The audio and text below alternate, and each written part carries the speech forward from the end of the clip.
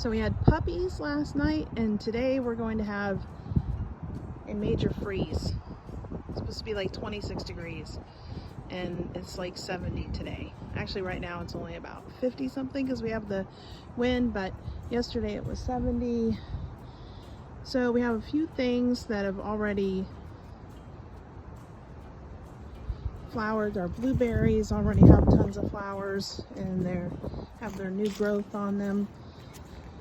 So we're going to do what we can to protect these things from our really hard freeze tonight, which is going to be a really quick freeze, and then it'll be back to like 60 degrees the next day.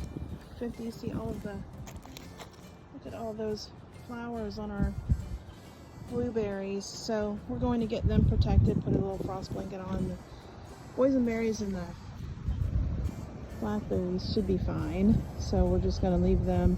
I already have covered up some of my herbs. I just took buckets, and over there we covered up our Mexican sunflower. Just taking buckets and containers, whatever we can, because we're supposed to have a really windy, and last night it was extremely windy. We had a wind advisory, so I wanted to protect them with things that were heavier, hopefully that would sit on the ground. Sheets and towels just don't do it when it's going to be like 40-50 mile an hour wind. So these stayed.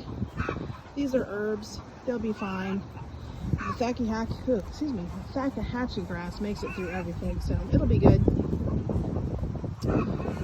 And unfortunately our loquat, which is way over there in the distance, there has tons of fruit on it. Hopefully we won't lose them all with it. It has some protection from the trees, so, but obviously we're not going to be able to, well, actually it looks like the wind has cracked a big portion of it. Didn't even notice that this morning, so it must have just happened recently. So evidently the wind damaged it. We'll have to go check that out. The elderberries will be fine. Lots of those right here. They'll all be good. They can take a frost. Actually, they've stayed green, pretty much looking like that all winter. And the parsley, all the herbs will be okay. Except for the comfrey. I just wanted to make sure. I had to dig up all my tomatoes, but we'll be protecting the strawberries as well. So we have lots of blooms on the strawberries, so we're going to get to it. So like, this is one of those vulnerable, more sensitive herbs, echinacea. It actually really started to sprout up quite a lot. So I protected it last night, put it over a bucket because it's supposed to be really pretty cold in the morning yesterday.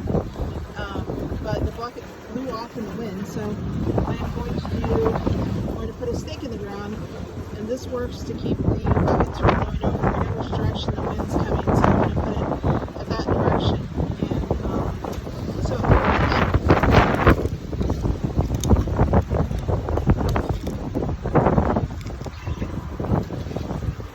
and then we just put the bucket over on top. Should hopefully keep protected and keep the wind from blowing it over. And our other raised beds that we have right at the front of our house, these are galvanized like our Vigo gardens, but these are actually from Layman's that's in Ohio. Can't remember, I think it's Middlesburg, Ohio, something like that. But anyway, it's an Amish country in Ohio.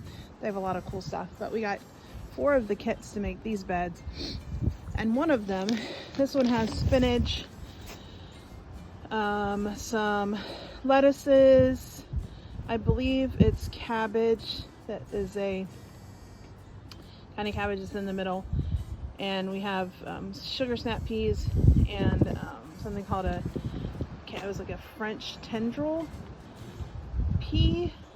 It's like a regular garden pea. It has lots and lots of tendrils, which I just thought was really cool. So those are planted there, and they'll be fine. But all of our longevity spinach, we had thought this bed was completely dead because of all the freezes that we had.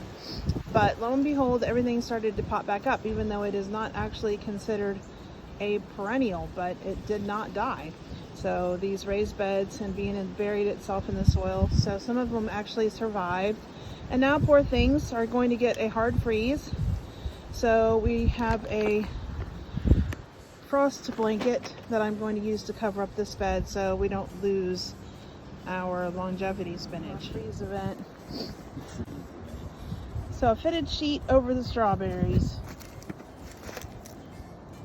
We'll see how that works. Around Vigo beds, it should be pretty easy. Cool. That worked out rather well. Strawberries covered. Okay, we're going to cover the blueberries with pillowcases. These were really stunted in the front yard, but they've been moved and they're coming back. They don't have any flowers, but they were just getting all their nice, really pretty new leaves.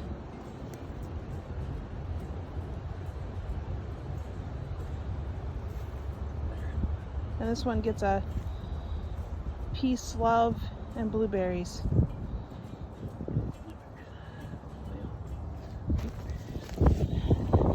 Trying to cover a mulberry we let get way too big.